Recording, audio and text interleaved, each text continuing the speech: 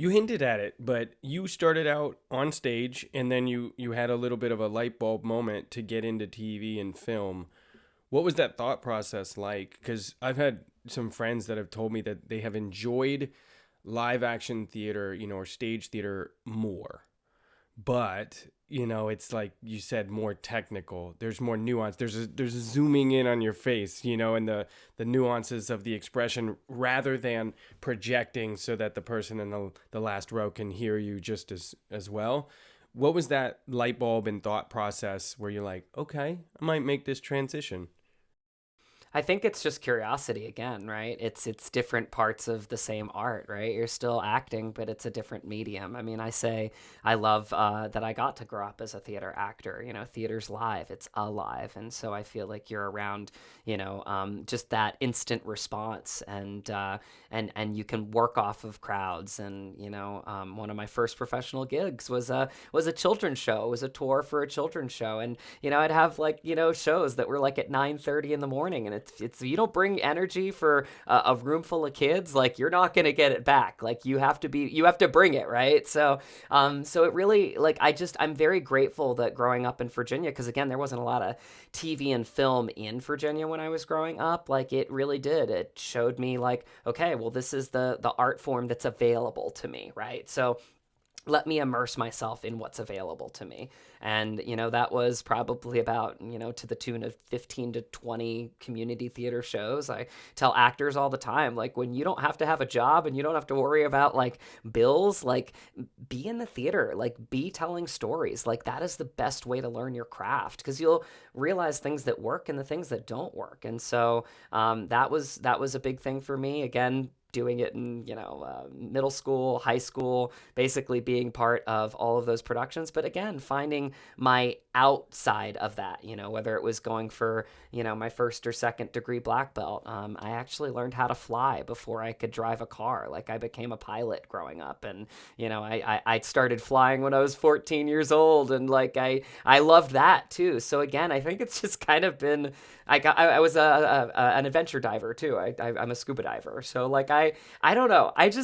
I really love to extract everything that you can out of life, and I think that has always been my mentality. So to answer your question, when I moved to New York City, there was my safe haven, which was Terry Schreiber's studio, and I actually was curious about getting into TV and film acting from a couple people that said that maybe I had a knack for it, and so I got into a TV and film acting class that was taught by the great Peter Miner, who was the director of One Life to Live for about a decade. He taught it with his wife, so it was so cute. Like the two of them, like just kind of nurtured their actors, and you'd get on screen, and then you'd kind of watch it back, and you'd kind of see where your eye lines were, and just be technical, but also dive into the character because it's a little bit different. It's a little bit more nuanced, and so I fell in love with that. But also something that was really special in that moment is I met a girl, and I was paired together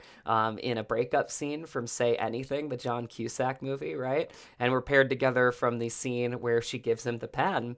And it really didn't even occur to me because she actually didn't come to the first class. But I went up to Peter and I said, do you want us to workshop this a couple times, for the week and bring it back in, get together with Elizabeth? He was like, oh no, Elizabeth isn't your partner. Laura is. She's taken the class twice before. Have her over, like, get acquainted with like the technical aspects of this scene, look at the scene, right, the way that it was done cinematically, and really just enjoy that process. And so had her over to grandma's apartment, and at one point I'm pulling through to my closet to look for the scene, and I noticed the call sheet had a 5-4 area code, and I was like, where are you from in Virginia? I have a 5-4 area code. And she looked at me at that moment and she said, Front Royal. And I said, excuse me? She said, Front Royal, Virginia. Have you heard of it? And I mean, again, we're only a year apart. Like I said, I'm from Front Royal. And, she was like, there's literally no way. And I said, no, my dad's the karate guy across from the Main Street Cinema. And I used to do theater here. And I know this person. I know this person. I was like, well, what does your family do? She was like, my family owns the Apple House, which is, a small country store that's off the interstate that only somebody in that area would know. And on 79th and Broadway, hand to God, Quinton, I literally looked at my dresser and I said, look at my dresser. There were 3 things with the price tag still on them from the Apple House. And so, I mean, that's like kismet, right? Sometimes it's like the law of attraction in life, and that too. So it was, just a moment in time that I'm always really fond of. It's a great story. Hopefully we make a movie of it someday. I literally looked at her and I said, well, we've already gotten the breakup out of the way. Are you ready to go out on a date? And that's when we started dating. And she was a big part of, why I decided to try LA, because we had, I don't want to say struggled in New York, and it was very difficult. One of the hardest things that I've ever had to do in my life, because I was so close to my grandmother.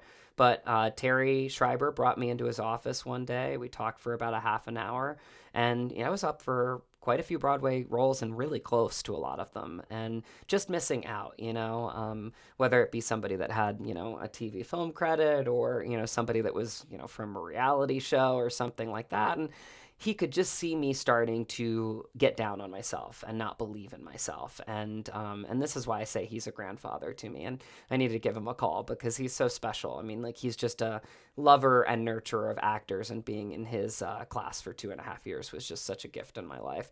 But he, basically said, like, and again, I'd be leaving his class, but he said, maybe you should give LA a shot.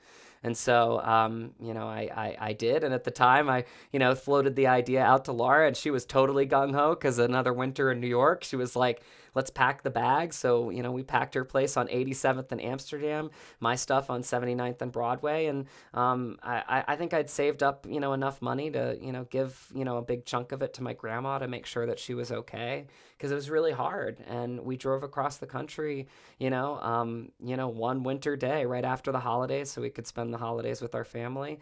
And it just felt like home. Like, it really did. It felt like, again, it was like the next chapter, because sometimes, like, you have to look at those signs in your life and look for things that you need to do that are hard, that are painful sometimes. But, if you're open to that, which I kind of always have been, you can probably tell from my mentality, it's like I search for things.